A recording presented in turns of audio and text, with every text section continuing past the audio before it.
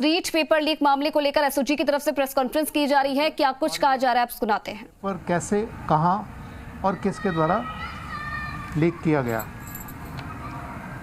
आज 4 महीने पश्चात हम इस स्थिति में हैं कि आपको ये बता सकें कि पेपर किस प्रकार से लीक किया गया। अभी आपकी जैसे जानकारी में है कि कुछ दिन पूर्व भजन लाल को गिरफ्तार किया गया था। उसके बाद निरंतर आप सभी में ये एक भावना रही कि उसको गिरफ्तार कर लिया, अब आगे क्या हो रहा है। जो हमारे अनुसंधान अधिकारी हैं वो इसमें सघन प्रयास करते रहे और उन्हीं प्रयासों का ये प्रतिफल है कि हम 2 और अभियुक्तगण को गिरफ्तार करने में कामयाब हुए हैं और उनके नाम हैं राम कृपाल मीना और उदाराम विश्नोई। इन दोनों का रोल इस प्रकार है कि राम कृपाल मीना ये एक त्रिवेणी नगर में शिक्षण संस्थान चलाता है और इसको जो जिला कोऑर्डिनेटर थे रीट एग्ज़ाम के लिए, उन्होंने इनको अपना कार्य करने के लिए एम्प्लॉय किया था। शिक्षा संकुल में ये वहाँ पे कार्य उनके साथ कर रहे थे और जो पेपर्स जो आए थे जब रीट के, तो उन्हीं पेपर्स में से एक लिफाफा खोल के राम कृपाल मीना ने एक प्रश्न पत्र उसमें से चुरा लिया, लिफाफे को वापस बंद करके वहाँ पे जमा कर दिया। ये सारी कार्रवाई उनके द्वारा 24 सितंबर को की गई शाम 8 बजे। 25 सितंबर को प्रातः इन्होंने यह पेपर उदाराम विश्नोई को दे दिया। इसके एवज में एक निश्चित धनराशि उसका सौदा हुआ।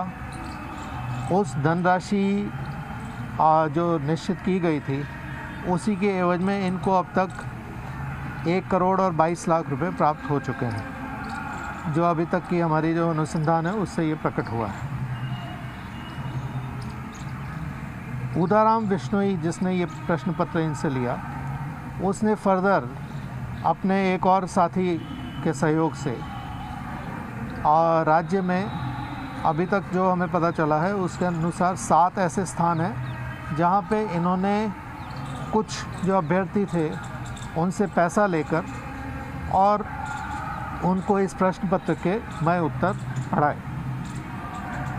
तो अभी हम ये कोशिश कर रहे हैं कि किसी प्रकार से उन सभी अभ्यर्थियों का पता लगाएं और उनको डिस्क्वालीफाई करवाने के लिए बोर्ड को लिखें और साथ ही जो हमारे अभियोग की जो स्थिति है उसमें उनके खिलाफ अग्रिम कानूनी कार्रवाई करें। जो इसमें अभी राम कृपाल मीना और जो उदाराम, इनके सहयोग के लिए और भी जो लोग रहे हैं उनकी भी अभी सरगर्मी से तलाश की जा रही और उनको भी आने वाले दिनों में गिरफ्तार किया जाएगा। जहाँ तक अभी इनकी गिरफ्तारी के पश्चात जो हमें स्टेप्स लेने हैं वो ये हैं कि एक तो हमारे जितने भी ऐसे कैंडिडेट्स हैं जो इससे लाभान्वित अगर हुए हैं तो उनका पता लगाकर उनके खिलाफ दोनों प्रकार की कार्रवाई करना, जो अभी मैंने बताया।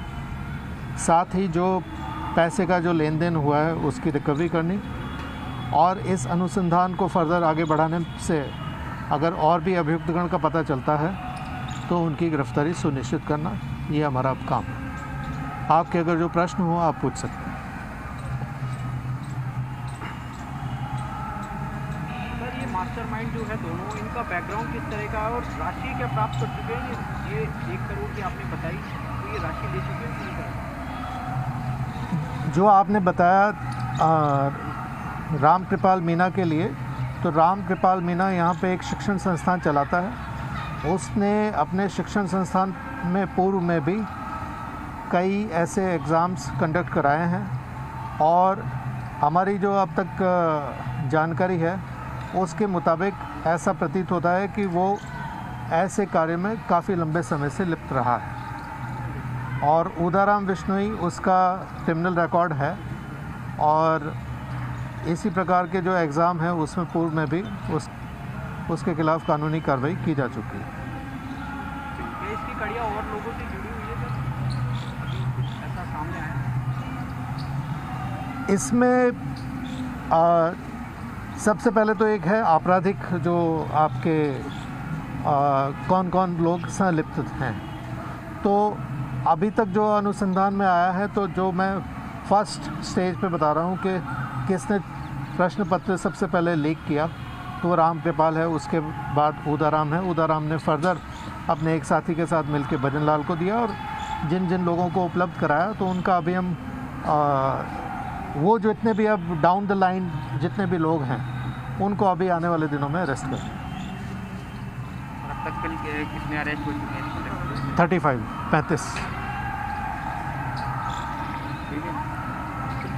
अरेस्ट हो चुके हैं अभी सो फार।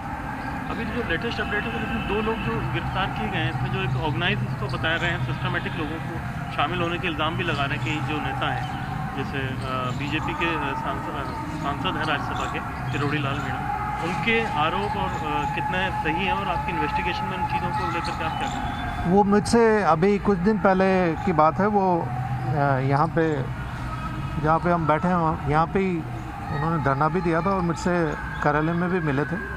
तो उन्होंने कुछ अनुसंधानिक बिंदु बताए थे, तो उनसे उस दिन भी मैंने यही कहा था। मैंने कहा कि वो उनका फरमाना था कि आप जल्दी गिरफ़्तार करें।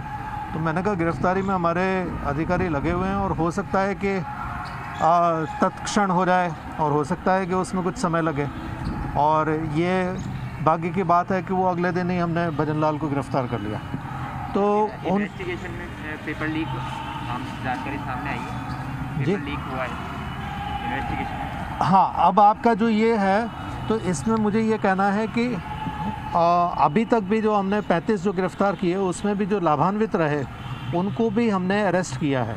तो इस अभी जो एज़ ऑन डेट अगर आज की स्थिति की बात करें, तो अभी भी मैं ये कहूँगा कि जो लाभान्वित हुए हैं हम उनको तो अरेस्ट करेंगे और उनको क्वालिफाई भी कराएंगे, ताकि जो एक्चुअल जो सही कैंडिडेट हैं उनके हितों की हम रक्षा कर सकें।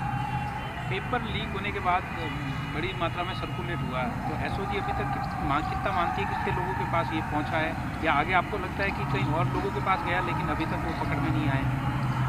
ये जैसा जो इसमें अगर इसकी इकोनॉमिक्स की बात करें, जो इनके एक निश्चित राशि थी और उसके अनुसार जो सौदा हुआ है, तो उसके अनुसार मुझे नहीं लगता है कि ये कोई बृहद स्तर पे इसको लीक किया गया हो, क्योंकि जिनसे अगर इनको पैसा लेना है ये उन्हीं को बताएंगे।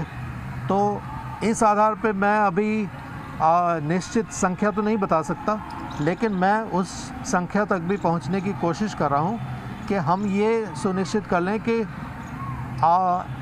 ये पेपर कितने लोगों तक पहुंच पाया।